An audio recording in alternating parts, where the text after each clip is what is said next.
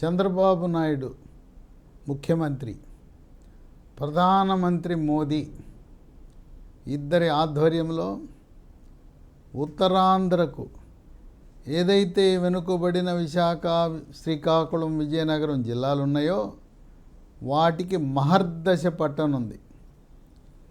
ఇప్పటివరకు విశాఖ నగరం steel city, ఉక్కు నగరంగా పేరు పొందింది. ఆనాడు పెద్ద ఎత్తున ఉద్యమం చేసి విశాఖ ఉక్కు ఆంధ్రుల హక్కు అని సాధించుకుంటే దాన్ని అమ్మేస్తున్నారని పుకార్లు పుట్టించారు. విశాఖపట్నంలో ఉండే స్టీల్ ఫ్యాక్టరీని అమ్మబోరు.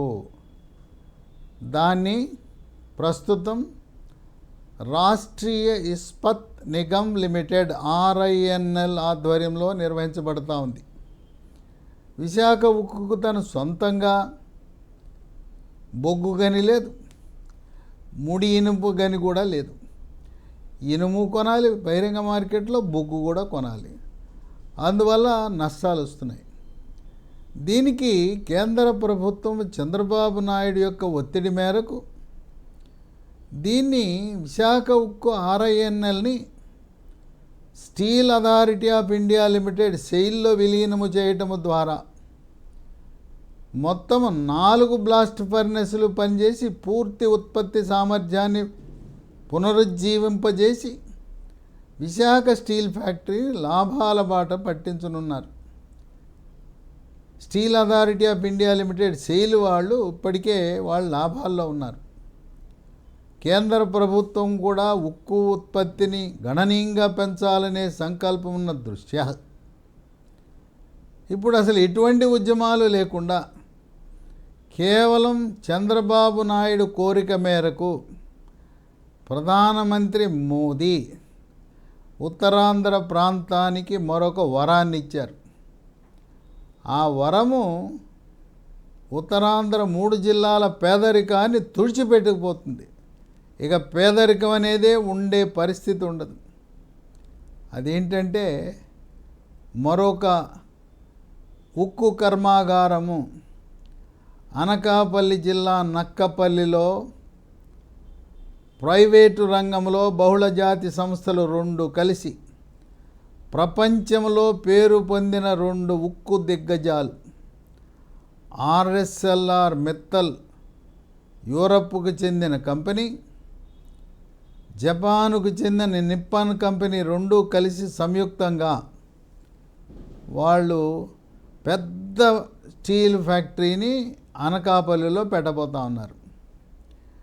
ఇక దాని ఉత్పత్తి భారతదేశంలో అన్ని ఉక్కు ఫ్యాక్టరీలు కలిపి ఉత్పత్తి చేసే దాంట్లో 20% అనకాపల్లిలో ఉత్పత్తి కాబోతూ ఉంది. అంటే ఇది విశాఖపట్నంలో ఉన్న స్టీల్ ఫ్యాక్టరీ కంటే కూడా ఎన్నో రెట్లు సామర్థ్యము కలిగి ఉన్నది ఉత్పత్తిలో. దీంట్లో పెట్టుబడులు చూస్తే ఆశ్చర్యం వేస్తుంది. 2 దశలలో 1,60,000 కోట్ల పెట్టుబడి. దీని ద్వారా 63,000 ఉద్యోగాలు మన యువతకు అందుబాటులోకి రాబోతూ ఉన్నాయి. మొదటి దశ 2029 నాటికి పూర్తయి మొదటి దశ ఉత్పత్తిని ప్రారంభిస్తుంది. రెండవ దశ 2033 నాటికి పూర్తయి పూర్తి సామర్థ్యంతో ఉత్పత్తిని కొనసాగించబోతూ ఉంది. ఇక్కడ అనకాపల్లిని ఎందుకు ఎంపిక చేసుకున్నారు అంటే అనకాపల్లిలో నక్కపల్లి గ్రామంలో ఆంధ్రప్రదేశ్ పారిశ్రామిక మౌలిక వసతుల కల్పన సంస్థకు APIIC సంస్థకు 2,200 ఎకరాలు ఉంది. ఆ 2,200 ఎకరాలు ఈ కంపెనీకి ఇవ్వడం ద్వారా భూసేకరణ సమస్య లేకుండా, ఎటువంటి ఇబ్బందులు లేకుండా కర్మాగార నిర్మాణం ప్రారంభించవచ్చు. అక్కడ ప్రభుత్వ భూమి చాలా అందుబాటులో ఉంది నక్కపల్లిలో. ఇక దీనికి కావలసిన నీరు పోలవరం ఎడమ కాలువ ద్వారా ఈ ఉక్కు కర్మాగారానికి కావలసిన నీరు సరఫరా కాబోతా ఉంది. విశాఖ ఫ్యాక్టరీ కూడా పోలవరం నుంచి నీటి సరఫరా జరగబోతూ ఉంది. అంది వచ్చిన వనరులు, జాతీయ రహదారి, చెన్నై కలకత్తా రహదారి చాలా సమీపంలో ఉండటం ఒక విశేషం. అంతేకాదు Chennai Calcutta railway track double line, త్వరలో 3వ లైన్ కూడా ఏర్పాటు చేయబోతున్నారు. ఆ విధంగా రోడ్డు మార్గము, రైలు మార్గము రెండు కూడా అందుబాటులో ఉండటం అనేది ఒక విశేషం. ఇక వీటికి తోడు సముద్రము దగ్గరలో ఉండటం వల్ల ఈ నక్కపల్లి ఉక్కు కర్మాగారం కోసం ప్రత్యేకంగా ఒక నౌకాశ్రమాన్ని, సీ పోర్ట్ని నిర్మాణం చేయబోతా ఉన్నారు. ఈ ప్రత్యేక పోర్టు నిర్మాణం చేయటం ద్వారా దానికి అయ్యే ఖర్చు 12,000 కోట్లు. ఆ పోర్టు ద్వారా కూడా 8,000 మందికి ఉద్యోగాలు వస్తాయి. అంటే ప్రత్యక్షంగా ఈ అనకాపల్లి జిల్లాలో నక్కపల్లి ఉక్కు కర్మాగారం వల్ల 1,00,000 మంది ప్రత్యక్ష ఉద్యోగాలు పొందుతారు. పరోక్షంగా మరొక 3 లక్షల మందికి ఉపాధి లభించబోతూ ఉంది. ఆ విధంగా పేదరికంలో ఉన్న 3 ఉత్తరాంధ్ర జిల్లాలకి ఆర్థికంగా, సామాజికంగా బహుముఖ విధంగా అభివృద్ధికి ఇది ఎంతగానో తోడ్పడబోతూ ఉంది. చంద్రబాబు నాయుడు యొక్క వ్యూహం పారిశ్రామికవేత్తలను ఆహ్వానించి వాళ్లతో పెట్టుబడులు పెట్టించి యువతకు ఉపాధి అవకాశాలు కల్పించడమే ఆయన లక్ష్యం. దానికి రాష్ట్రంలో ప్రశాంతత అవసరము, శాంతి భద్రతలు అనేదే కీలకం. ఇప్పటికే ఉత్తరాంధ్రలో అభివృద్ధి పరుగులు పెడతా ఉంది. శ్రీకాకుళం జిల్లాలో మూలపేటలో ఒక ఓడరేవు నిర్మాణం చేయబోతూ ఉన్నారు, సీపోర్ట్.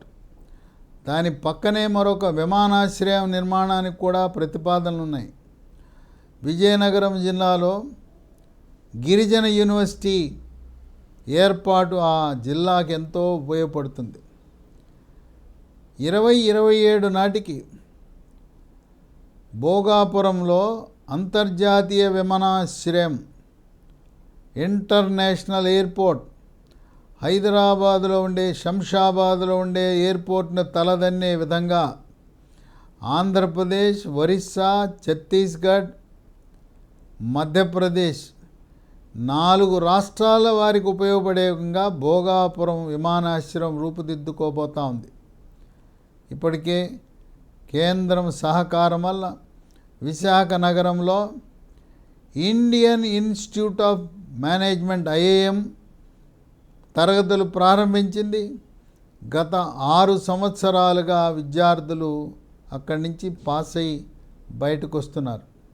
ఇదే కాకుండా చంద్రబాబు నాయుడు యొక్క ఆలోచన విధానం విశాఖని ఏ విధంగా బొంబాయి దేశానికి ఆర్థిక రాజధానిగా ఉన్నదో, విశాఖపట్నం ఆంధ్రప్రదేశ్ రాష్ట్రానికి ఆర్థిక రాజధాని, మన భారతదేశానికి పరిపాలనా రాజధాని ఢిల్లీ, అదేవిధంగా ఆంధ్రప్రదేశ్ రాష్ట్రానికి పరిపాలనా రాజధాని అమరావతి.